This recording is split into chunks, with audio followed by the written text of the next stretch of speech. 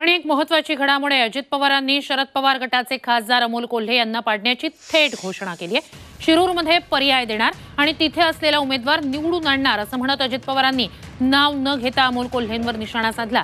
एका खासदाराला निवडून आणण्यासाठी जीवाचं रान केलं, मात्र त्यांनी मतदारसंघात दुर्लक्ष केलं अशी टीकाही अजित पवारांनी अमोल कोल्हेंवर केली। एका खासदारांनी जर 5 वर्ष मतदारसंघात लक्ष दिलं असतं तर खूप बरं झालं असतं। त्यातला एक खासदार 1-1.5 वर्षापूर्वी माझ्याकडे आलेला होता, मला राजीनामा द्यायचा।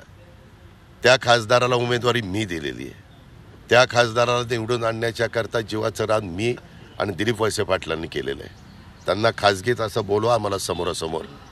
आता त्यांचं चाललेलं आहे सगळं, परंतु ते मधल्या काळामध्ये 6 विधानसभा मतदारसंघात फिरत नव्हते।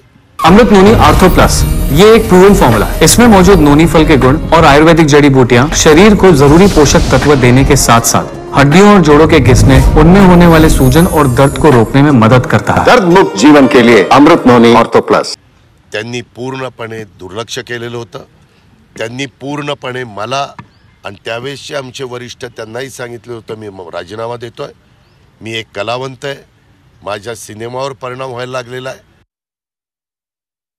आम्हाला वाटलं होतं की ते वक्ते उत्तम आहेत, वक्तृत्व चांगलं आहे, उत्तम कलाकार आहे, संभाजी महाराजांची भूमिका अतिशय उत्तम पद्धतीनं त्यांनी बजावलेल्या सगळ्या त्या मालिकेच्या काळात महाराष्ट्रातल्या अनेक आमच्या नागरिकांना, ग्रामस्थांना, महिलांना त्याच्या सिरियल लागायचे त्यावेळेस खिळून ठेवण्याचं काम केलं।